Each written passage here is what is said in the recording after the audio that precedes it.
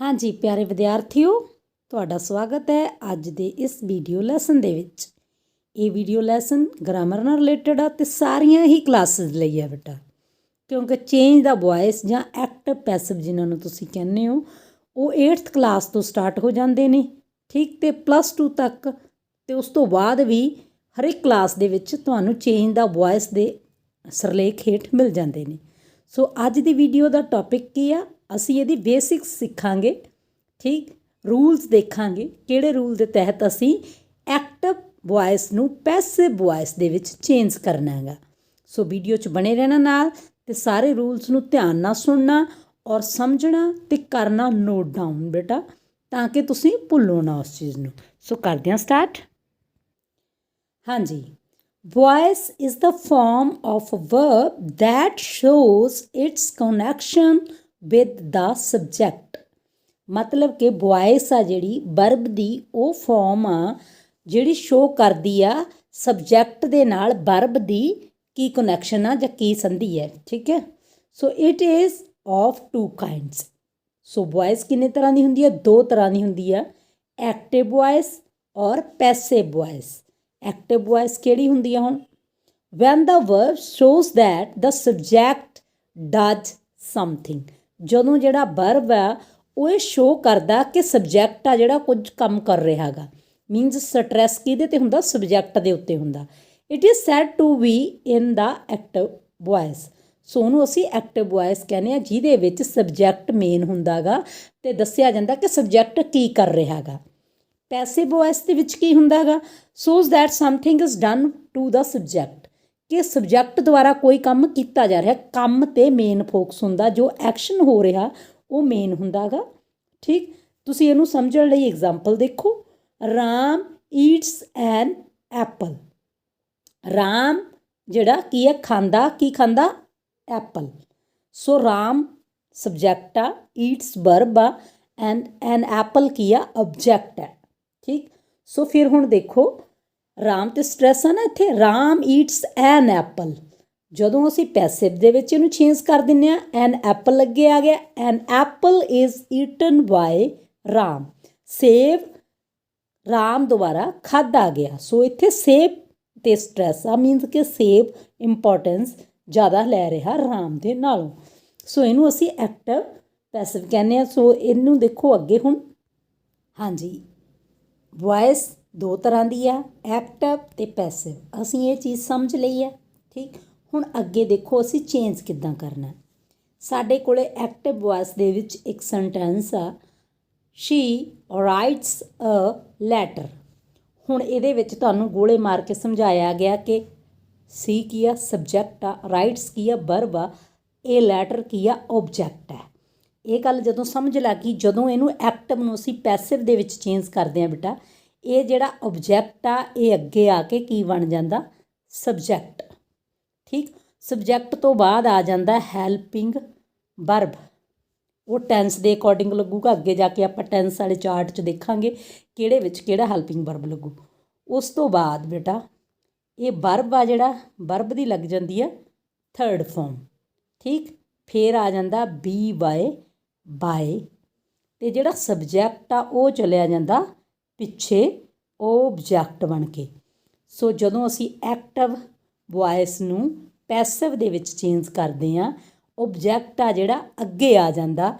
ਇਹਨੂੰ ਵੀ ਚੇਂਜ ਕਰਨ ਦੇ ਰੂਲ ਨੇ ਔਰ ਇਹਦਾ ਇੱਕ ਚਾਰਟ ਤੁਹਾਨੂੰ ਪ੍ਰੋਵਾਈਡ ਕਰਾਉਂਗੀ, ਉਹਨੂੰ ਤੁਸੀਂ ਲਰਨ ਕਰ ਲੈਣਾ, ਠੀਕ। ਹੈਲਪਿੰਗ ਵਰਬ ਲੱਗੂ ਟੈਂਸ ਦੇ ਅਕੋਰਡਿੰਗ, ਵਰਬ ਦੀ 3rd ਫਾਰਮ ਲੱਗੂ, ਬਾਏ ਲੱਗੂ, ਜਿਹੜਾ ਸਬਜੈਕਟ ਸੀ ਉਹ ਚਲਿਆ ਜਾਊ ਪਿੱਛੇ, ਠੀਕ ਹੈ। ਹੁਣ ਇਹਨੂੰ ਦੇਖੋ, ਇੱਥੇ ਤੁਹਾਨੂੰ ਇਹ ਐਗਜ਼ਾਮਪਲ ਨਾਲ ਸਮਝਾਇਆ। ਐਕਟਿਵ ਵੌਇਸ ਦੇ ਵਿੱਚ ਕੀ ਲਿਖਿਆ ਹੋਇਆ? ਮੈਲੋਡੀ ਰਾਈਟਸ ਦਾ ਆਰਟੀਕਲ। ਸੋ ਫਿਰ ਹੁਣ ਆਰਟੀਕਲ ਦਾ ਆਰਟੀਕਲ ਪੂਰਾ ਓਬਜੈਕਟ ਸੀ, ਸਾਰੇ ਦਾ ਸਾਰਾ ਅੱਗੇ ਆ ਗਿਆ।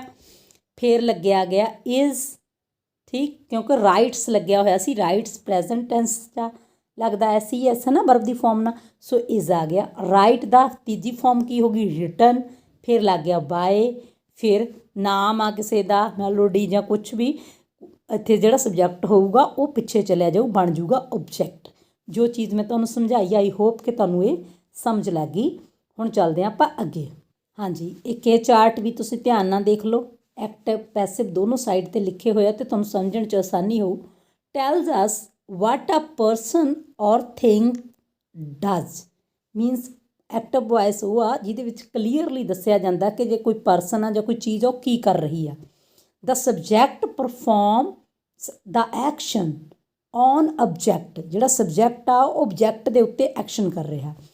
ਦੂਸਰੀ ਸਾਈਡ ਪੈਸਿਵ ਨੂੰ ਦੇਖੀਏ ਜੇ, tells us what is done to someone or something, ਠੀਕ, ਕਿਸੇ ਚੀਜ਼ ਦੇ ਉੱਤੇ ਕੀ ਵਾਪਰ ਰਿਹਾ, ਕਿਸੇ ਦੁਆਰਾ ਕੀ ਕੀਤਾ ਜਾ ਰਿਹਾ ਜਾਂ the subject is being acted upon. ਜਿੱਦਾਂ ਉੱਥੇ ਆਪਾਂ ਗੱਲ ਕੀਤੀ ਸੀ subject plus verb plus object active ਦੇ ਵਿੱਚ ਹੁੰਦਾ, ਜਦੋਂ ਉਹਨੂੰ ਪੈਸਿਵ 'ਚ ਚੇਂਜ ਕਰਦੇ ਆ ਆਬਜੈਕਟ ਅੱਗੇ ਆ ਗਿਆ, object plus verb plus subject ਹੋ ਗਿਆ। ਹੁਣ ਇਹਦੀ ਐਗਜ਼ਾਮਪਲਸ ਦੇਖੋ, ਐਨਾ ਪੇਂਟਡ ਦਾ ਹਾਊਸ, ਦੂਸਰੀ ਸਾਈਡ ਤੇ ਕੀ ਬਣ ਗਿਆ ਪੈਸਿਵ ਜਦੋਂ ਚੇਂਜ ਕੀਤਾ ਦਾ ਹਾਊਸ ਅੱਗੇ ਆ ਗਿਆ, the house was painted by Anna. Second example, the teacher always answers the students questions, the students questions object ਸੀ ਅੱਗੇ ਆ ਗਿਆ, are answered by the teacher.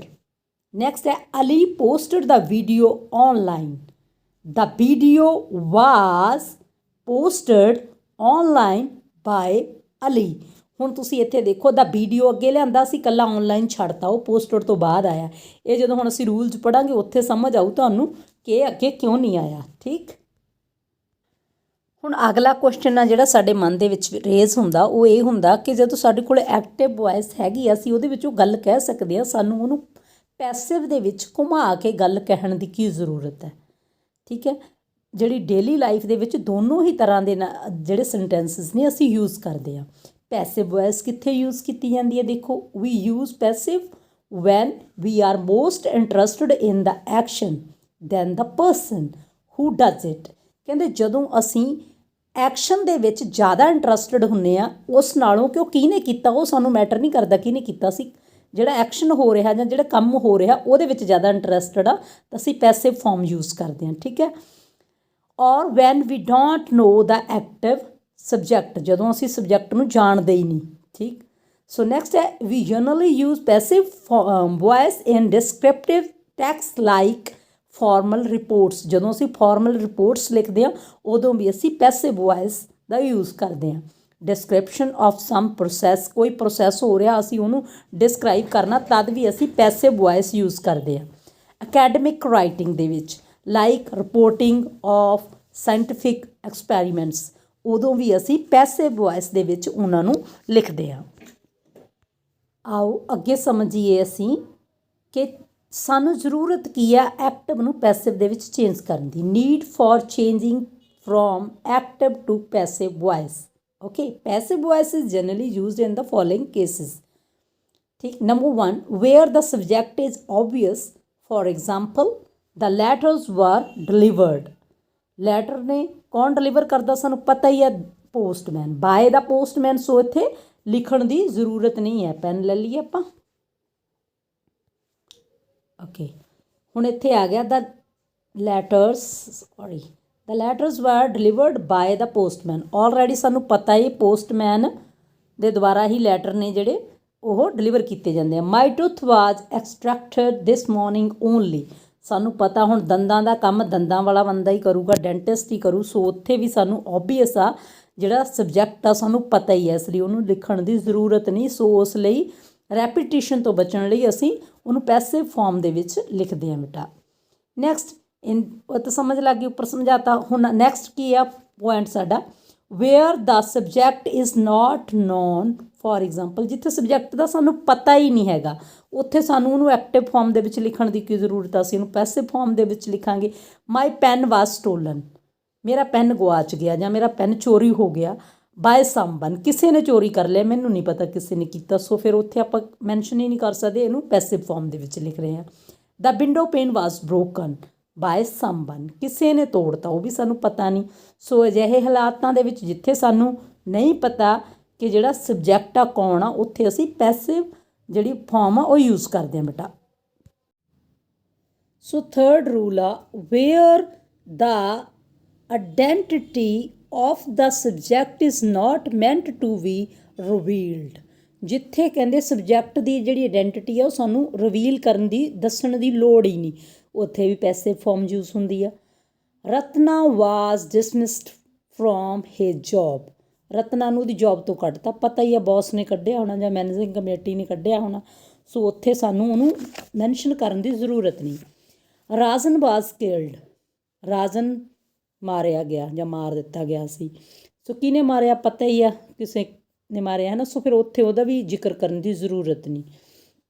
Next, in writing scientific procedures and reports for example, ਜਦੋਂ ਅਸੀਂ scientific ਜਿਹੜੇ procedure ਨੇ ਲਿਖਦੇ ਹਾਂ ਜਾਂ ਕੋਈ ਰਿਪੋਰਟ ਲਿਖਦੇ ਹਾਂ ਉੱਥੇ ਵੀ ਜ਼ਰੂਰਤ ਨਹੀਂ ਪੈਂਦੀ ਪੈਸਿਵ ਐਕਟਿਵ ਫਾਰਮ ਦੀ, ਪੈਸਿਵ ਫਾਰਮ ਦੇ ਵਿੱਚ ਹੀ ਉਹਨੂੰ ਨੋਟ ਡਾਊਨ ਕੀਤਾ ਜਾਂਦਾ। 20 milliliter of sulfuric acid was taken in a test tube and heated, ਸੋ ਇਹ ਹੋ ਗਿਆ। Next, where the action is more important than the doer or the subject, ਜਿੱਥੇ action ਜ਼ਿਆਦਾ ਇੰਪੋਰਟੈਂਟ ਆਪਾਂ ਹੁਣੇ ਕੀਤਾ। The repair work of the road has been completed, so ਇੱਥੇ ਕਿਹਨੇ ਕੀਤਾ ਰੋਡ ਦਾ ਕੰਮ, ਰਿਪੇਅਰ ਦਾ, ਉਹ ਜ਼ਰੂਰੀ ਨਹੀਂ, ਰੋਡ ਰਿਪੇਅਰ ਹੋ ਗਈ ਇਹ ਜ਼ਰੂਰੀ ਆ। ਸੋ ਨੈਕਸਟ ਆ ਗਿਆ rules to change the voice, ਹੁਣ ਆਪਾਂ ਰੂਲਸ ਦੇਖਣੇ ਆ, ਉਹ ਮੈਂ ਤੁਹਾਨੂੰ ਪਹਿਲਾਂ ਹੀ ਮੋਟਾ ਜਿਹਾ ਤਾਂ ਸਮਝਾ ਹੀ ਦਿੱਤਾ। The object of the verb takes position of the subject, object ਆ ਜਿਹੜਾ ਉਹ ਕੀ ਬਣ ਜਾਂਦਾ, ਸਬਜੈਕਟ ਬਣ ਜਾਂਦਾ, ਮੂਹਰੇ ਸਮਝਾ ਕੇ ਗਈਆਂ। The subject of the verb in the active voice become the object and is usually proceeded by the preposition by, ਇਹ ਵੀ ਤੁਹਾਨੂੰ ਦੱਸਿਆ ਵੀ ਐਂਡ 'ਤੇ ਜਿਹੜਾ ਸਬਜੈਕਟ ਆ ਪਿੱਛੇ ਚਲਿਆ ਜਾਂਦਾ, ਉਹਦੇ ਅੱਗੇ ਕੀ ਲੱਗਦਾ, by. The tense of the verb in the passive voice remain the same as in the active voice, ਹਾਂ ਇਹ ਗੱਲ ਇੱਥੇ ਸਮਝਣ ਦੀ ਜ਼ਰੂਰਤ ਆ। ਟੈਂਸ ਉਹੀ ਰਹਿੰਦਾ ਜਿਹੜਾ ਐਕਟਿਵ ਵੋਇਸ ਦੇ ਵਿੱਚ ਸੀ, ਜਿਹੜੇ ਟੈਂਸ 'ਚ ਐਕਟਿਵ ਵੋਇਸ ਦੇ ਵਿੱਚ ਗੱਲ ਹੋ ਰਹੀ ਸੀ, ਪੈਸਿਵ ਦੇ ਵਿੱਚ ਵੀ ਟੈਂਸ ਸੇਮ ਹੀ ਰਹੂਗਾ, ਉੱਥੇ ਅਸੀਂ ਚੇਂਜ ਨਹੀਂ ਕਰਨਾ। In the passive voice the third form of the verb is used, ਜਦੋਂ ਐਕਟਿਵ ਤੋਂ ਅਸੀਂ ਪੈਸਿਵ ਦੇ ਵਿੱਚ ਯੂਜ਼ ਕਰਦੇ ਹਾਂ, ਚੇਂਜ ਕਰਦੇ ਹਾਂ, ਤਾਂ ਹਮੇਸ਼ਾ ਥਰਡ ਫਾਰਮ ਦੀ ਵਰਤੋਂ ਹੁੰਦੀ ਹੈ, ਇਹ ਵੀ ਦੱਸਿਆ ਤੁਹਾਨੂੰ। Appropriate form of the verb to be means be ਦੇ ਰੂਪ, ਜਿਹੜੇ ਹੈਲਪਿੰਗ ਵਰਬ ਦੀ ਮੈਂ ਤੁਹਾਨੂੰ ਗੱਲ ਕੀਤੀ ਹੈ, ਇਜ਼, ਐਮ, ਆਰ, ਬਾਜ਼, ਵਰ, ਹੈਜ਼, ਹੈਵ ਬੀਨ, ਇੱਥੇ ਸਾਰੇ ਦਿੱਤੇ ਹੋਏ ਨੇ ਨਾ, ਸ਼ੈਲ ਵੀ, ਵੈਲ ਵੀ, ਇਹ ਟੈਂਸ ਦੇ ਅਕੋਰਡਿੰਗ ਯੂਜ਼ ਕੀਤੀ ਜਾਂਦੀ ਹੈ। ਓਕੇ, ਹੁਣ ਆ ਜਾਓ ਜੀ ਇੱਥੋਂ, ਤੇ ਹੁਣ ਬਹੁਤ ਧਿਆਨ ਨਾਲ ਸੁਣਨਾ, ਕਿਉਂਕਿ ਜਦੋਂ ਤੁਸੀਂ ਚੇਂਜ ਕਰਨੇ ਨੇ ਫਿਰ ਉੱਥੇ ਦਿੱਕਤ ਆਉਂਦੀ ਹੈ, ਨਹੀਂ ਤਾਂ। ਪੈਸਿਵ ਫਾਰਮ ਆਫ ਨੈਗੇਟਿਵ ਸੈਂਟੈਂਸਿਸ, ਜਦੋਂ ਕੋਈ ਨੈਗੇਟਿਵ ਸੈਂਟੈਂਸ ਹੁੰਦਾ ਉਹਨੂੰ ਅਸੀਂ ਕਿੱਦਾਂ ਚੇਂਜ ਕਰਨਾ, ਰੂਲ ਕੀ ਕਹਿੰਦਾ। The passive form of the sentence is formed by putting not between, okay, not ਲਾਉਣਾ ਜਿੱਥੇ ਵੀ, ਜਿੰਨੇ ਵੀ ਸਾਡੇ ਕੋਲੇ ਹੈਲਪਿੰਗ ਵਰਬ ਨੇ ਉਹਨਾਂ ਦੇ ਨਾਲ, ਜਿੱਦਾਂ ਡੂ ਲੱਗਿਆ ਵਾ ਤੇ ਡੂ ਦੇ ਨਾਲ ਨਾਟ ਲੱਗ ਗਿਆ, ਇਜ਼ ਲੱਗਿਆ ਵਾ ਤੇ ਇਸ ਦੇ ਨਾਲ ਨਾਟ ਲੱਗ ਗਿਆ, ਡਜ਼ ਲੱਗਿਆ ਵਾ ਤੇ ਡਜ਼ ਦੇ ਨਾਲ ਨਾਟ ਲੱਗ ਗਿਆ, ਆਰ ਲੱਗਿਆ ਵਾ ਤੇ ਆਰ ਦੇ ਨਾਲ ਨਾਟ ਲੱਗ ਗਿਆ, ਉਹਨਾਂ ਦੇ ਨਾਲ ਨਾਟ ਲਾ ਕੇ ਅਸੀਂ ਉਹਦੀ ਨੈਗੇਟਿਵ ਫਾਰਮ ਕ੍ਰੀਏਟ ਕਰ ਦੇਣੀ ਹੈ। ਇੱਥੇ ਐਗਜ਼ਾਮਪਲਸ ਦਿੱਤੀਆਂ ਹੋਈਆਂ ਨੇ, ਧਿਆਨ ਨਾਲ ਦੇਖੋ। ਟਾਈਗਰਸ ਡੂ ਨਾਟ ਈਟ ਗਰਾਸ, ਦੇਖੋ ਡੂ ਨਾਟ ਲੱਗਿਆ ਹੋਇਆ ਨਾ, ਹੁਣ ਜਦੋਂ ਅਸੀਂ ਇਹਨੂੰ ਚੇਂਜ ਕੀਤਾ, ਗਰਾਸ ਅੱਗੇ ਆ ਗਿਆ, ਗਰਾਸ ਦੇ ਅਕੋਰਡਿੰਗ ਕੀ ਲੱਗਿਆ, ਡੂ ਕਿਹਦੇ 'ਚ ਲੱਗਦਾ, ਪ੍ਰੈਜ਼ੈਂਟ ਟੈਂਸ 'ਚ ਲੱਗਦਾ, ਇਸ ਲਈ ਇਜ਼ ਲੱਗਿਆ, is not eaten by tigers, ਠੀਕ। He does not grow green vegetables, vegetables, green vegetables ਅੱਗੇ ਆ ਗਿਆ, ਬਹੁਤੇ ਨੇ, ਸੋ ਆਰ ਲੱਗ ਗਿਆ, ਕਿਉਂਕਿ ਪ੍ਰੈਜ਼ੈਂਟ ਆ, ਡਜ਼ ਲੱਗਿਆ ਹੋਇਆ। ਨਾਟ ਗਰੋਨ ਬਾਏ ਹਿਮ, ਸੋ ਨੈਗੇਟਿਵ ਸਮਝ ਲੱਗ ਗਈ, ਨੈਗੇਟਿਵ ਨਾਟ ਲੱਗਿਆ ਹੋਇਆ, ਉਹ ਜੋ ਹੈਲਪਿੰਗ ਵਰਬ ਚੇਂਜ ਹੋਊ ਉਹਦੇ ਨਾਲ ਨਾਟ ਲੱਗ ਜਾਣਾ। ਪੈਸਿਵ ਆਫ ਇੰਟੈਰੋਗੇਟਿਵ ਸੈਂਟੈਂਸਿਸ, ਹੁਣ ਅਗਲੀ ਗੱਲ ਆ, ਜਦੋਂ ਇੰਟੈਰੋਗੇਟਿਵ ਸੈਂਟੈਂਸਿਸ ਦੇ ਵਿੱਚ ਸਾਡੇ ਕੋਲ ਐਕਟਿਵ ਸੈਂਟੈਂਸ ਆ ਤਾਂ ਉਹਨੂੰ ਪੈਸਿਵ ਦੇ ਵਿੱਚ ਕਿੱਦਾਂ ਚੇਂਜ ਕਰਨਾ।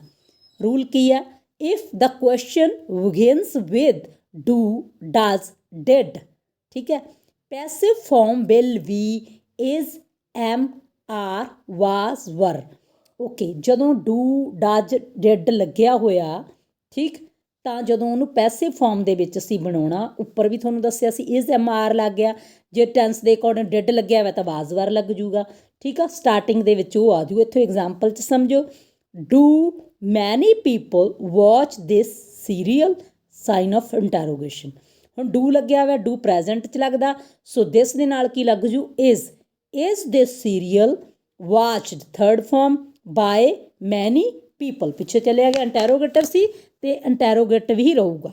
ਠੀਕ, did you complete your work in time. ਹੁਣ ਡਿਡ ਕਾਹਦੇ 'ਚ ਪਾਸਟ 'ਚ ਲੱਗਦਾ, ਸੋ ਬਾਜ਼ ਲੱਗੂਗਾ। Did your work completed by you in the time, sign of interrogation. So interrogative ਵੀ ਸਮਝ ਲੱਗ ਗਏ। ਡੂ, ਡਿਡ, ਡਜ ਦੇਖਣਾ ਅਸੀਂ, ਉਹਦੇ ਅਕੋਰਡਿੰਗ ਇਜ਼, ਐਮ ਆਰ ਜਾਂ ਵਾਜ਼ ਵਾਰ ਅਸੀਂ ਲਗਾਵਾਂਗੇ ਸਟਾਰਟਿੰਗ ਦੇ ਵਿੱਚ। ਨੈਕਸਟ ਕੀ ਆ, if the question is in continuous tense. ਅਗਰ ਜਿਹੜਾ ਕੁਐਸਚਨ ਆ ਕੰਟੀਨਿਊਸ ਟੈਂਸ ਦੇ ਵਿੱਚ ਹੈ, the passive form will be is am are was were plus subject plus being. ਹੁਣ ਇੱਥੇ ਇਸ ਚੀਜ਼ ਨੂੰ ਸਮਝਣਾ ਗਾ ਬੇਟਾ। ਇੱਕ ਮਿੰਟ, ਪੈਨ ਲੈ ਲਈਏ ਆਪਾਂ।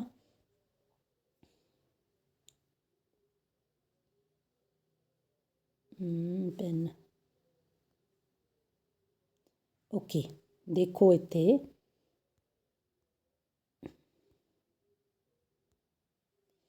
ਇੱਥੇ ਆ ਬੀਇੰਗ ਦੀ ਗੱਲ ਹੋ ਰਹੀ ਆ। ਕੰਟੀਨਿਊਸ ਟੈਂਸ ਦੇ ਵਿੱਚ ਸਾਨੂੰ ਪਤਾ ਵਰਬ ਦੀ ਪਹਿਲੀ ਫਾਰਮ ਨਾਲ ਇੰਗ ਲੱਗਿਆ ਹੁੰਦਾ ਗਾ, ING। ਠੀਕ ਆ, ਜਦੋਂ ਸਾਨੂੰ ਪਤਾ ਜਦੋਂ ਅਸੀਂ ਐਕਟਿਵ ਤੋਂ ਪੈਸਿਵ ਬਣਾਉਂਦੇ ਹਾਂ ਤਾਂ ਆਲਵੇਜ਼ ਵਰਬ ਦੀ ਥਰਡ ਫਾਰਮ ਲੱਗਦੀ ਆ। ਸੋ ਅਸੀਂ ਜਿਹੜਾ ਵਰਬ ਦੀ ਫਾਰਮ ਨਾਲੋਂ ਇੰਗ ਹਟਾਉਣਾ, ਉਹਦੀ ਜਗ੍ਹਾ 'ਤੇ ਆ ਬੀਇੰਗ ਅਸੀਂ ਲਗਾਉਣਾ ਗਾ ਬੇਟਾ। ਹੁਣ ਦੇਖੋ ਇਹਨੂੰ ਐਗਜ਼ਾਮਪਲ 'ਚ ਸਮਝੋ। Is Shri making coffee. ਠੀਕ, ਹੁਣ ਅਸੀਂ ਪਹਿਲਾਂ ਤਾਂ ਇਜ਼ ਵਾਲਾ ਦੇਖਾਂਗੇ। ਇਜ਼ ਮਾਰ ਤਾਂ ਇਜ਼ ਮਾਰ 'ਚ ਹੀ ਰਹੂਗਾ। ਠੀਕ ਆ, ਉਹ ਅਕੋਰਡਿੰਗ ਟੂ ਸਬਜੈਕਟ ਲੱਗੂਗਾ। ਕੌਫੀ ਸਿੰਗੂਲਰ ਹੀ ਆ, ਸੋ ਇਜ਼ ਕੌਫੀ। ਹੁਣ ਮੇਕਿੰਗ ਦੇ ਨਾਲ ਜਿਹੜਾ ਇੰਗ ਲੱਗਿਆ ਹੋਇਆ ਸੀ ਉਹਦਾ ਆ ਗਿਆ being. Is coffee being. Make ਦੀ ਤੀਜੀ ਫਾਰਮ ਕੀ ਹੋ ਗਈ, ਮੇਡ ਬਾਏ ਹਰ। ਸ਼ੀ ਕਾਹਦੇ 'ਚ ਬਦਲ ਗਿਆ, ਹਰ। ਇਹ ਜਿਹੜਾ ਸ਼ੀ ਹਰ 'ਚ ਬਦਲਦਾ, ਆਈ ਮੀ 'ਚ ਬਦਲਦਾ, ਇਹਦਾ ਪੂਰਾ ਚਾਰਟ ਮੈਂ ਤੁਹਾਨੂੰ ਐਂਡ 'ਤੇ ਪ੍ਰੋਵਾਈਡ ਕਰਾਊਂ, ਉਹਨੂੰ ਤੁਸੀਂ ਨੋਟ ਡਾਊਨ ਕਰ ਲੈਣਾ ਔਰ ਕਰ ਲੈਣਾ ਲਰਨ। ਠੀਕ ਹੈ, ਤੇ ਹੁਣ ਨੈਕਸਟ ਦੇਖੋ, ਵਰ ਦੇ ਪਲੇਇੰਗ ਹਾਕੀ। ਠੀਕ ਹੈ, ਸੋ ਫਿਰ ਵਰ ਦੇ ਪਲੇਇੰਗ ਹਾਕੀ ਸੀਗਾ। ਹੁਣ ਬਟ ਇੱਥੇ ਜਦੋਂ ਹਾਕੀ ਅੱਗੇ ਆ ਗਈ ਤਾਂ ਫਿਰ ਹਾਕੀ ਦੇ ਨਾਲ ਬਾਰ ਨਹੀਂ ਲੱਗੂਗਾ, ਬਾਜ਼ ਲੱਗੂਗਾ। ਟੈਂਸ ਉਹੀ ਰੱਖਣਾ, ਤੁਹਾਨੂੰ ਉੱਪਰ ਵੀ ਗੱਲ ਕੀਤੀ ਹੈ। ਪਾਸਟ ਟੈਂਸ ਚੱਲ ਰਿਹਾ ਤਾਂ ਬਾਜ਼ ਲੱਗੂ। ਬਾਜ਼ ਹਾਕੀ, ਪਲੇਇੰਗ ਇੰਗ ਵਾਲਾ ਦਾ ਬਣ ਗਿਆ ਬੀਇੰਗ, ਪਲੇ ਦਾ ਬਣ ਗਿਆ ਪਲੇਡ, ਬਾਏ ਦੇ ਦਾ ਬਣ ਗਿਆ ਦੈਮ। ਠੀਕ ਹੈ, ਸੋ ਇਹ ਹੋ ਗਿਆ। ਹੁਣ ਨੈਕਸਟ ਦੇਖੋ, if the question begins with has, have, head. ਜੇ ਜਿਹੜਾ ਕੁਐਸਚਨ ਆ ਹੈਜ਼, ਹੈਵ, ਹੈਡ ਨਾਲ ਸਟਾਰਟ ਹੋ ਰਿਹਾ, ਜਦੋਂ ਅਸੀਂ ਪੈਸਿਵ ਫਾਰਮ ਬਣਾਉਣੀ ਆ ਤਾਂ ਹੈਜ਼, ਹੈਵ, ਹੈਡ ਦੇ ਨਾਲ ਸਬਜੈਕਟ ਲਾਉਣ ਤੋਂ ਬਾਅਦ ਬੀਨ ਲਾਉਣਾ। ਉੱਤੇ ਬੀਇੰਗ ਸੀਗਾ, BEING, ਉਹ ਇੰਗ ਵਾਲਾ ਸੀਗਾ। ਹੁਣ ਇੱਥੇ ਪਰਫੈਕਟ ਟੈਂਸ ਦੀ ਗੱਲ ਹੋ ਰਹੀ ਹੈ, ਸੋ ਫਿਰ ਇਹ ਬੀਨ ਲੱਗਣਾ। ਠੀਕ ਹੈ, ਲਓ ਜੀ, ਹੁਣ ਇਹਦੀਆਂ ਐਗਜ਼ਾਮਪਲਸ ਦੇਖ ਲਓ। Has he written the letter. Has ਤਾਂ ਹੁਣ ਲੈਟਰ ਦੇ ਅਕੋਰਡਿੰਗ ਲੱਗੂ। ਜੇ ਇੱਥੇ ਲੈਟਰਸ ਹੁੰਦਾ ਫਿਰ ਅਸੀਂ ਹੈਵ ਯੂਜ਼ ਕਰਦੇ। ਹੈਜ਼ ਦਾ ਲੈਟਰ, ਫਿਰ ਆ ਗਿਆ, ਤੁਹਾਨੂੰ ਦੱਸਿਆ ਸੀ ਵੀ ਜਿੱਥੇ ਹੈਜ਼, ਹੈਵ ਲੱਗੂ ਤੇ ਆ ਬੀਨ ਲੱਗੂ। ਬੀਨ, ਰਿਟਨ ਦਾ ਰਿਟਨ ਹੀ ਆ ਕਿਉਂਕਿ ਆਲਰੇਡੀ ਥਰਡ ਫਾਰਮ ਸੀ। ਬਾਏ ਹੀ ਬਦਲ ਗਿਆ ਹਿਮ ਦੇ ਵਿੱਚ। ਸੋ ਇਹ ਕੰਪਲੀਟ ਹੋ ਗਿਆ। Next, if the question begins with model, can, ਆਪਣੇ ਆ ਗਿਆ ਹੈ ਨਾ, ਜਾਂ ਸ਼ੁੱਡ, ਸ਼ੈਲ, ਇੱਦਾਂ ਦੇ ਲੱਗੇ ਹੋਏ ਨੇ ਮਾਡਲਸ। ਅਗਰ ਫਿਰ ਕਿੱਦਾਂ ਬਣਾਉਣਾ ਗਾ, ਸੋ ਫਿਰ ਮਾਡਲਸ ਦੇ ਨਾਲ ਵਾਲੇ ਦਾ ਦੇਖੋ example, can you sing a song. ਉਹ ਉਸੇ ਨਾਲ ਹੀ ਸਟਾਰਟ ਹੋਊਗਾ। ਜੇ ਕੈਨ ਲੱਗਿਆ ਹੋਇਆ ਤਾਂ ਕੈਨ ਹੀ ਆ। ਕੈਨ ਮਗਰਲਾ ਆਬਜੈਕਟ ਕੀ ਬਣ ਗਿਆ, ਸਬਜੈਕਟ, ਅ ਸੌਂਗ, ਵੀ। ਹੁਣ ਇੱਥੇ ਨਾਲ ਇਹਦੇ ਲੱਗਣਾ ਬੀ। ਇਹ ਦੇਖੋ ਸਬਜੈਕਟ ਉੱਥੇ ਪਹਿਲੇ 'ਚ ਇੰਗ ਵਾਲੇ 'ਚ ਬੀਇੰਗ ਲੱਗਿਆ, ਹੈਜ਼, ਹੈਵ ਵਾਲੇ 'ਚ ਬੀਨ ਲੱਗਿਆ। ਜਦੋਂ ਮਾਡਲ ਲਈ ਕੋਈ ਵੀ ਮਾਡਲ ਲੱਗਿਆ ਹੋਇਆ ਤਾਂ ਬੀ ਦੀ ਵਰਤੋਂ ਕਰਨੀ ਆ ਅਸੀਂ। ਸਿੰਘ ਦੀ ਤੀਜੀ ਫਾਰਮ ਹੋ ਗਈ ਸੰਗ, ਵਾਈ, ਯੂ। ਠੀਕ ਹੈ, ਇਹ ਹੋ ਗਿਆ ਇੰਟੈਰੋਗੇਟਿਵ ਇੱਥੇ ਤੱਕ। ਹੁਣ ਇੰਟੈਰੋਗੇਟਿਵ ਇਕੱਲੇ ਇੱਦਾਂ ਦੇ ਹੀ ਨਹੀਂ ਹੁੰਦੇ, ਜਿਹੜੇ W ਵਾਲੇ ਨੇ ਹੈ ਨਾ, ਵਟ, ਵਾਈ, ਵੇਅਰ ਵਾਲੇ, ਉਹ ਵੱਖਰੀ ਤਰ੍ਹਾਂ ਦੇ ਬਣਦੇ ਨੇ ਹੈ ਨਾ। ਸੋ ਉਹਨਾਂ ਨੂੰ ਵੀ ਇੱਥੇ ਸਮਝਣਾ ਬਹੁਤ ਜ਼ਰੂਰੀ ਆ। ਵੱਡੀਆਂ ਕਲਾਸਾਂ ਦੇ ਵਿੱਚ ਜ਼ਿਆਦਾਤਰ ਇੱਦਾਂ ਦੇ ਆਉਂਦੇ ਨੇ ਬੇਟਾ, ਬਟ ਵਾਲੇ, ਵਾਏ ਵਾਲੇ, ਵੇਅਰ ਵਾਲੇ। ਸੋ ਉੱਥੇ ਤੁਹਾਨੂੰ ਇਹ ਚੀਜ਼ ਬਹੁਤ ਸਮਝਣ ਦੀ ਜ਼ਰੂਰਤ ਆ। In the case of interrogative sentences beginning with WH word like what, why, when, है ना, the question word is written in the beginning of the sentence. The rest of the rules are the same in the case of other interrogative sentences.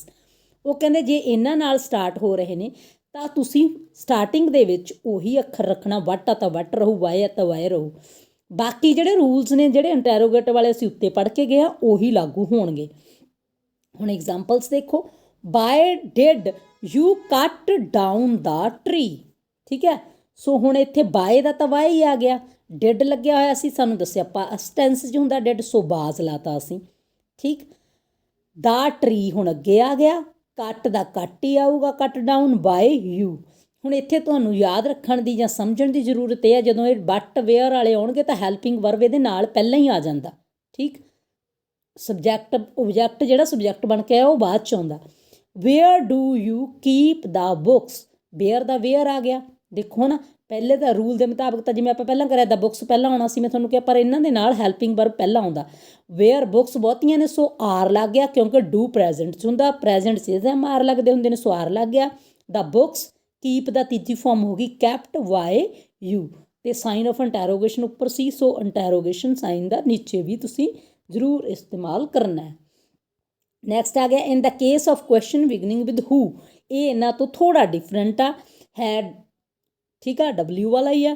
ਇਹਦੇ 'ਚ ਇਹ bye ਹੂਮ ਨਾਲ start ਹੁੰਦਾ, ਜਿੱਥੇ ਵੀ ਹੂ ਲੱਗਦਾ ਉਹਦੀ ਸਟਾਰਟਿੰਗ ਬਾਏ ਹੂਮ ਨਾਲ ਹੋਣੀ ਹੈ, ਇਸ ਚੀਜ਼ ਦਾ ਧਿਆਨ ਰੱਖਣਾ। ਉਸ ਤੋਂ ਬਾਅਦ ਤੁਸੀਂ ਜੋ ਵੀ ਮਾਡਲ ਯੂਜ਼ ਕੀਤਾ ਗਿਆ ਹੈ ਨਾ, ਉਹ ਲਗਾਓਗੇ, ਜਿੱਦਾਂ who will make a kite, by whom will, will ਸੀ ਤਾਂ ਬਿੱਲ ਆ ਗਿਆ, ਇਹ ਕਾਈਟ ਹੁਣ ਸਬਜੈਕਟ ਅੱਗੇ ਆ ਗਿਆ, ਫਿਰ ਨਾਲ ਲਗਾਉਣਾ ਤੁਸੀਂ ਬੀ, ਠੀਕ, ਬੀ ਮੇਡ। ਸੋ ਵਰਬ ਦੀ ਥਰਡ ਫਾਰਮ ਇਹਦੇ 'ਚ ਪਿੱਛੇ ਚਲੀ ਜਾਂਦੀ ਆ, ਇਸ ਚੀਜ਼ ਦਾ ਧਿਆਨ ਰੱਖਣਾ। ਹੁਣ ਸੈਕਿੰਡ ਇਹਦੀ ਐਗਜ਼ਾਮਪਲ ਦੇਖੋ, who will bell the cat, by whom, bell ਦਾ ਵਿਲ ਆ ਗਿਆ, ਕੈਟ ਅੱਗੇ ਆ ਗਈ, ਬੀ ਲੱਗ ਗਿਆ, ਔਰ ਵੈਲਡ ਤੀਜੀ ਫਾਰਮ ਹੋ ਗਈ। ਇਹ ਹੂ ਵਾਲਿਆਂ 'ਚ ਬਾਏ ਅੱਗੇ ਆ ਗਿਆ, ਇਸ ਲਈ ਵਰਬ ਦੀ ਫਾਰਮ ਐਂਡ 'ਤੇ ਆਉਂਦੀ ਹੈ ਬੇਟਾ, ਇਸ ਚੀਜ਼ ਦਾ ਰੱਖਣਾ ਤੁਸੀਂ ਖਾਸ ਧਿਆਨ। ਓਕੇ, ਚਲੋ ਜੀ, ਹੁਣ ਅਗਲਾ ਰੂਲ ਦੇਖਦੇ ਹਾਂ। ਓਕੇ, ਚੇਂਜ ਦਾ ਵੋਇਸ, ਹੁਣ ਸਾਡੇ ਕੋਲੇ ਆ ਗਏ ਟੈਂਸਿਸ ਦੀ ਗੱਲ ਹੋ ਗਈ ਹੈ ਨਾ। ਸੋ ਟੈਂਸਿਸ ਦੇ ਨਾਲ ਰਿਲੇਟਡ ਨੇ ਐਕਟੀਵਿਟੀਜ਼, ਇਹ ਅਸੀਂ ਕਰਾਂਗੇ ਬਾਅਦ 'ਚ। ਇੱਥੇ ਤੱਕ ਅਸੀਂ ਸਾਰੇ ਰੂਲਸ ਸਮਝ ਲਏ, ਅਤੇ ਹੁਣ ਮੈਂ ਤੁਹਾਨੂੰ ਪ੍ਰੋਵਾਈਡ ਕਰਵਾਉਣੀ ਆ ਜਿਹੜੇ ਆਪਾਂ ਗੱਲ ਕੀਤੀ ਸੀਗੀ, ਜਿਹੜੇ ਚੇਂਜ ਕਰਨ ਵਾਲੇ ਨੇ, ਸਬਜੈਕਟ ਤੋਂ ਓਬਜੈਕਟ ਚੇਂਜ ਹੁੰਦੇ ਨੇ, ਠੀਕ ਹੈ। ਹਾਂਜੀ, ਇਹ ਦੇਖੋ, ਇਹ ਬਾਕਸ ਨੂੰ ਤੁਸੀਂ ਡਰੋ ਕਰ ਲੈਣਾ ਆਪਣੀ ਕਾਪੀ ਦੇ ਉੱਤੇ, ਠੀਕ, ਔਰ ਕਰ ਲੈਣਾ ਲਰਨ। ਇਹਦੇ ਵਿੱਚ ਦੇਖੋ, ਪਹਿਲਾਂ ਹੁਣ ਮੈਂ ਪੈਨ ਲੈ ਲਾਂ, ਆਈ ਕਿਹਦੇ 'ਚ ਬਦਲਦਾ, ਮੀ 'ਚ। ਜੇ ਆਈ ਸਬਜੈਕਟ ਆ, ਜਦੋਂ ਇਹ ਓਬਜੈਕਟ ਬਣ ਕੇ ਜਾਊਗਾ ਪਿੱਛੇ ਤਾਂ ਇਹ ਮੀ 'ਚ ਬਦਲ ਜੂ। ਜੇ ਮੀ ਆਲਰੇਡੀ ਪਹਿਲਾਂ ਓਬਜੈਕਟ ਦੇ ਵਿੱਚ ਪਿਆ, ਉਹਨੂੰ ਅਸੀਂ ਅੱਗੇ ਲੈ ਕੇ ਆਵਾਂਗੇ ਤਾਂ ਉਹ ਕੀ ਬਣ ਜੂ, ਆਈ ਬਣ ਜੂ। ਹੁਣ ਧਿਆਨ ਰੱਖਣਾ, ਜਦੋਂ ਸਬਜੈਕਟ 'ਚ ਆਊਗਾ ਤਾਂ ਆਈ, ਓਬਜੈਕਟ 'ਚ ਜਾਊਗਾ ਤਾਂ ਮੀ। ਇਸੇ ਤਰੀਕੇ ਨਾਲ ਵੀ ਕਾਹਦੇ 'ਚ ਬਦਲ ਜੂ, ਅਸ 'ਚ, ਅਸ ਕਾਹਦੇ 'ਚ ਬਦਲ ਜੂ, ਬੀ 'ਚ, ਯੂ ਹੀ ਰਹਿੰਦਾ। ਓਕੇ, ਹੀ ਹਿਮ 'ਚ ਬਦਲ ਜਾਂਦਾ, ਹਿਮ ਹੀ 'ਚ ਬਦਲ ਜਾਂਦਾ। ਸ਼ੀ ਕਾਹਦੇ 'ਚ ਬਦਲਦਾ, ਹਰ 'ਚ ਬਦਲਦਾ, ਅਤੇ ਹਰ ਸ਼ੀ 'ਚ ਬਦਲ ਜਾਂਦਾ। ਦੇ ਦੈਮ 'ਚ ਬਦਲਦਾ, ਦੈਮ ਦੇ 'ਚ ਬਦਲ ਜਾਂਦਾ। ਡਿਪੈਂਡ ਇਸ ਚੀਜ਼ 'ਤੇ ਕਰਦਾ ਕਿ ਉਹ ਸਬਜੈਕਟ ਦੇ ਪਲੇਸ 'ਤੇ ਆ ਜਾਂ ਓਬਜੈਕਟ ਦੇ ਪਲੇਸ 'ਤੇ ਆ। ਸੋ ਇਹਨਾਂ ਨੂੰ ਨੋਟ ਡਾਊਨ ਕਰੋ ਔਰ ਕਰੋ ਲਰਨ। ਅਗਲੀ ਚੀਜ਼, ਇਹ ਹੈਗਾ ਟੈਂਸ ਚਾਰਟ। ਟੈਂਸ ਦੇ ਅਕੋਰਡਿੰਗ ਚੇਂਜ ਕਰਨੀ ਹੁੰਦੀ ਆ ਅਸੀਂ, ਹੈ ਨਾ, ਜਿਹੜੀ ਵੋਇਸ ਆ। ਜਦੋਂ ਪ੍ਰੈਜ਼ੈਂਟ ਇੰਡੈਫੀਨੇਟ ਟੈਂਸ ਆ ਤਾਂ ਉਹਦੇ ਵਿੱਚ ਵਰਬ ਦੀ ਫਸਟ ਫਾਰਮ ਲੱਗਦੀ ਆ, ਸਾਨੂੰ ਪਤਾ। ਫਸਟ ਫਾਰਮ ਤੋਂ ਸਾਨੂੰ ਪਤਾ ਲੱਗੂ, ਡੂ ਲੱਗਿਆ, ਡਜ ਲੱਗਿਆ, ਜਾਂ ਵਰਬ ਦੀ ਫਸਟ ਫਾਰਮ ਦੇ ਨਾਲ ਐਸ ਲੱਗੀ ਆ, ਸਾਨੂੰ ਪਤਾ ਲੱਗ ਜੂ ਪ੍ਰੈਜ਼ੈਂਟ ਇੰਡੈਫੀਨੇਟ ਟੈਂਸ ਆ। ਜਿੱਥੇ ਵੀ ਪ੍ਰੈਜ਼ੈਂਟ ਇੰਡੈਫੀਨੇਟ ਟੈਂਸ ਹੋਊਗਾ ਉੱਥੇ ਅਸੀਂ ਵਰਤੋਂ ਕਰਾਂਗੇ ਇਜ਼ ਐਮ ਆਰ ਦੀ ਬੇਟਾ। ਸੋ ਉਸ ਤੋਂ ਬਾਅਦ ਆ ਗਿਆ ਪਾਸਟ ਇੰਡੈਫੀਨੇਟ। ਪਾਸਟ ਇੰਡੈਫੀਨੇਟ ਦੇ ਵਿੱਚ ਵਰਬ ਦੀ ਸੈਕੰਡ ਫਾਰਮ ਲੱਗੀ ਹੁੰਦੀ ਆ, ਜਿਹੜੀ ਸਾਨੂੰ ਫਾਰਮ ਵਰਬ ਦੀ ਫਾਰਮ ਤੋਂ ਹੀ ਪਤਾ ਲੱਗਣਾ ਕਿ ਕਿਹੜਾ ਟੈਂਸ ਹੈ। ਸੈਕੰਡ ਫਾਰਮ ਆ ਤਾਂ ਵਾਜ ਬਾਰ ਪਲੱਸ ਵਰਬ ਦੀ ਥਰਡ ਫਾਰਮ ਲਾਵਾਂਗੇ ਜਦੋਂ ਉਹਨੂੰ ਐਕਟਿਵ ਤੋਂ ਪੈਸਿਵ ਦੇ ਵਿੱਚ ਚੇਂਜ ਕਰਾਂਗੇ। ਅਗਰ ਪੈਸਿਵ ਦੇ ਵਿੱਚ ਦਿੱਤਾ ਹੋਇਆ, ਜਦੋਂ ਉਹਨੂੰ ਅਸੀਂ ਐਕਟਿਵ ਦੇ ਵਿੱਚ ਚੇਂਜ ਕਰਾਂਗੇ, ਬਾਜ਼ ਵਾਰ ਹਟਾ ਦਾਂਗੇ, ਵਰਬ ਦੀ ਥਰਡ ਫਾਰਮ ਦੀ ਜਗ੍ਹਾ 'ਤੇ ਸੈਕੰਡ ਫਾਰਮ ਆ ਜੂਗੀ ਬੇਟਾ। ਸਬਜੈਕਟ ਆਬਜੈਕਟ ਵੀ ਚੇਂਜ ਹੋ ਜਾਣਗੇ। ਓਕੇ, ਫਿਊਚਰ ਦੇ ਵਿੱਚ ਵੈਲ ਸ਼ੈਲ ਹੁੰਦਾ, ਵਰਬ ਦੀ ਫਸਟ ਫਾਰਮ ਹੁੰਦੀ ਹੈ। ਜਦੋਂ ਅਸੀਂ ਇਹਨੂੰ ਪੈਸਿਵ ਦੇ ਵਿੱਚ ਚੇਂਜ ਕਰਾਂਗੇ, ਵੈਲ ਸ਼ੈਲ ਦੇ ਨਾਲ ਕੀ ਵਰਤਾਂਗੇ, ਬੀ, ਵੀ, ਅਤੇ ਵਰਬ ਦੀ ਥਰਡ ਫਾਰਮ, ਠੀਕ। ਉਸ ਤੋਂ ਬਾਅਦ ਆ ਜੋ present continuous tense. Present continuous tense ਦੇ ਵਿੱਚ ਸਾਨੂੰ ਪਤਾ ਇਜ਼ ਐਮ ਆਰ ਲੱਗਿਆ ਹੁੰਦਾ, ਵਰਬ ਦੀ ਫਸਟ ਫਾਰਮ ਦੇ ਨਾਲ ਇੰਗ ਲੱਗੀ ਹੁੰਦੀ ਆ। ਇੱਥੇ ਇਜ਼ ਐਮ ਆਰ ਤਾਂ ਇਜ਼ ਐਮ ਆਰ ਹੀ ਰਹਿਣਾਗਾ ਅਕੋਰਡਿੰਗ ਟੂ ਸਬਜੈਕਟ, ਠੀਕ ਹੈ। ਤੇ ਨਾਲ ਜਿਹੜੀ ਵਰਬ ਦੀ ਫਸਟ ਫਾਰਮ ਨਾਲ ਇੰਗ ਲੱਗੀ ਆ ਉਹਦੀ ਜਗ੍ਹਾ ਤੇ ਅਸੀਂ ਬੀਇੰਗ ਯੂਜ਼ ਕਰਾਂਗੇ ਔਰ ਵਰਬ ਦੀ ਫਾਰਮ ਥਰਡ ਹੀ ਲੱਗਣੀ ਆ ਸਾਰਿਆਂ ਦੇ ਵਿੱਚ। ਉੱਪਰ ਤੋਂ ਥੱਲੇ ਤੱਕ ਨਿਗਾਹ ਮਾਰੋ, ਦੇਖੋ ਵਰਬ ਦੀ ਥਰਡ ਫਾਰਮ ਹੀ ਯੂਜ਼ ਕੀਤੀ ਗਈ ਆ। ਪਾਸਟ ਕੰਟੀਨਿਊਸ ਦੇ ਵਿੱਚ ਵਾਜ਼ ਵਰ ਹੁੰਦਾ ਗਾ, ਉਹ ਵਾਜ਼ ਵਰ ਹੀ ਰਹਿਣਾ, ਬੀਇੰਗ ਲੱਗਣਾ, ਵਰਬ ਦੀ ਥਰਡ ਫਾਰਮ ਲੱਗਣੀ ਆ। ਠੀਕ, ਉਸ ਤੋਂ ਬਾਅਦ ਆ ਜਾਓ ਜੀ ਪਰਫੈਕਟ ਕੰਟੀਨਿਊਸ ਦੀ ਗੱਲ, ਨਾ ਪ੍ਰੈਜ਼ੈਂਟ ਪਰਫੈਕਟ ਦੀ ਗੱਲ ਹੋ ਰਹੀ ਆ। ਉਹਦੇ 'ਚ ਹੈਜ਼ ਹੈਵ ਪਲੱਸ ਵਰਬ ਦੀ ਥਰਡ ਫਾਰਮ ਲੱਗਦੀ ਆ। Has have according to subject has have ਜੋ ਯੂਜ਼ ਹੋਣਾ, ਨਾਲ ਤੁਸੀਂ ਬੀਨ ਯੂਜ਼ ਕਰਨਾ ਔਰ ਵਰਬ ਦੀ ਥਰਡ ਫਾਰਮ ਯੂਜ਼ ਕਰਨੀ ਹੈ ਬੇਟਾ। ਨੈਕਸਟ ਆ ਗਿਆ ਜੀ ਪਰਫੈਕਟ ਪਾਸਟ। ਆਪਾਂ ਪ੍ਰੈਜ਼ੈਂਟ ਪਰਫੈਕਟ 'ਚ ਹੈਜ਼ ਹੈਵ ਹੁੰਦਾ, ਪਾਸਟ ਪਰਫੈਕਟ ਦੇ ਵਿੱਚ ਹੈਡ ਹੁੰਦਾ। ਸੋ ਹੈਡ ਦੇ ਨਾਲ ਬੀਨ ਲੱਗੂ, ਵਰਬ ਦੀ ਥਰਡ ਫਾਰਮ ਲੱਗੂ। ਫਿਊਚਰ ਪਰਫੈਕਟ ਦੇ ਵਿੱਚ ਵੈਲ ਸ਼ੈਲ ਪਲੱਸ ਹੈਵ ਹੁੰਦਾ, ਉਹਦੇ ਨਾਲ ਵੀ ਅਸੀਂ ਬੀਨ ਐਡ ਕਰਾਂਗੇ ਔਰ ਵਰਬ ਦੀ ਥਰਡ ਫਾਰਮ ਲਾਵਾਂਗੇ। ਓਕੇ, ਉਸ ਤੋਂ ਬਾਅਦ ਆ ਗਏ ਇੰਪੈਰੇਟਿਵ ਸੈਂਟੈਂਸਿਸ। ਇੰਪੈਰੇਟਿਵ ਸੈਂਟੈਂਸਿਸ ਹਾਂ ਇਹ ਬਹੁਤ ਜ਼ਰੂਰੀ ਨੇ। ਇੱਥੇ ਵਰਬ ਦੀ ਫਸਟ ਫਾਰਮ ਔਰ ਆਬਜੈਕਟ ਹੁੰਦਾ ਗਾ। ਹੁਣ ਆਬਜੈਕਟ ਇਹਨੂੰ ਅਸੀਂ ਦੋ ਤਰੀਕਿਆਂ ਨਾਲ ਚੇਂਜ ਕਰਦੇ ਹਾਂ। ਜਿਹੜਾ ਆਬਜੈਕਟ ਮੂਹਰੇ ਆ ਜਾਊਗਾ, ਫਿਰ ਨਾਲ ਸ਼ੁੱਡ ਬੀ ਪਲੱਸ ਵਰਬ ਦੀ ਥਰਡ ਫਾਰਮ। ਜਾਂ ਤਾਂ ਅਸੀਂ ਇਹ ਪੈਟਰਨ ਨੂੰ ਫੋਲੋ ਕਰਾਂਗੇ ਜਾਂ ਫਿਰ ਅਸੀਂ ਲੈਟ ਨਾਲ ਬਣਾਵਾਂਗੇ ਇਹਨੂੰ, let plus object plus be plus verb ਦੀ ਥਰਡ ਫਾਰਮ। ਠੀਕ, ਉਸ ਤੋਂ ਬਾਅਦ ਮੋਡਲਸ ਦੀ ਗੱਲ ਅਸੀਂ ਕੀਤੀ ਸੀ, can, could, may, might, must, ought to, should. ਇਹਨਾਂ ਦੇ ਨਾਲ ਵਰਬ ਦੀ ਫਸਟ ਫਾਰਮ ਲੱਗੀ ਹੁੰਦੀ ਆ। ਜਦੋਂ ਅਸੀਂ ਇਹਨਾਂ ਨੂੰ ਚੇਂਜ ਕਰਦੇ ਹਾਂ ਬੇਟਾ, ਇਹਨਾਂ ਦੇ ਨਾਲ ਬੀ ਦੇ ਵਰਤੋਂ ਕਰਦੇ ਹਾਂ ਔਰ ਵਰਬ ਦੀ ਥਰਡ ਫਾਰਮ ਦੀ ਵਰਤੋਂ ਕਰਦੇ ਹਾਂ।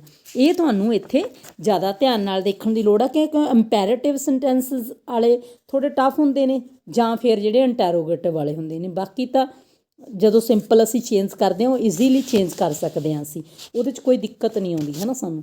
ਸੋ ਇਹਨਾਂ ਨੂੰ ਥੋੜ੍ਹਾ ਜਿਹਾ ਧਿਆਨ ਨਾਲ ਓਕੇ, ਇਹਨੂੰ ਵੀ ਤੁਸੀਂ ਜਿਹੜਾ ਇਹ ਚਾਰਟ ਆ ਕਾਪੀ 'ਤੇ ਡਰੋ ਕਰ ਲੈਣਾ ਔਰ ਇੱਕ ਦੋ ਵਾਰ ਇਹ 'ਤੇ ਨਿਗਾਹ ਮਾਰ ਲੈਣੀ। ਜਦੋਂ ਤੁਸੀਂ ਇਹਨੂੰ ਨਿਗਾਹ ਮਾਰ ਲਓਗੇ, ਬਾਰ-ਬਾਰ 2 ਵਾਰ ਦੇਖ ਲਿਆ, 3 ਵਾਰ ਦੇਖ ਲਿਆ, ਤੁਹਾਨੂੰ ਪਤਾ ਕੰਟੀਨਿਊਸ ਦੇ ਵਿੱਚ ਬੀਇੰਗ ਲੱਗਣਾ, ਪਰਫੈਕਟ ਦੇ ਵਿੱਚ ਬੀਨ ਲੱਗਣਾ, ਮਾਡਲ ਵਾਲਿਆਂ 'ਚ ਬੀ ਲੱਗਣਾ। ਸੋ ਫਿਰ ਉਦੋਂ ਬਾਅਦ ਕੋਈ ਦਿੱਕਤ ਨਹੀਂ ਆਊਗੀ ਚੇਂਜ ਕਰਨ ਦੇ ਵਿੱਚ। ਸੋ ਇਹ ਤੁਹਾਡਾ ਜਿਹੜਾ ਟੌਪਿਕ ਸੀ ਹੋ ਗਿਆ ਕੰਪਲੀਟ।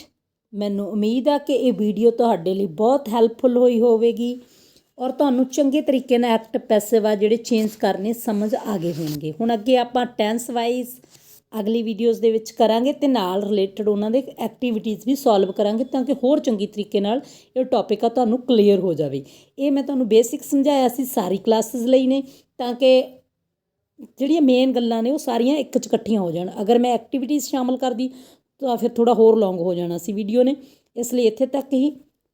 Bye bye. ਇਹਨੂੰ ਧਿਆਨ ਨਾਲ ਦੇਖੋ, ਇੱਕ ਵਾਰ ਨੋਟ ਡਾਊਨ ਕਰੋ ਅਤੇ ਮਿਲਦੇ ਹਾਂ ਆਪਾਂ ਨੈਕਸਟ ਵੀਡੀਓ 'ਚ। Till then good bye, thanks for watching.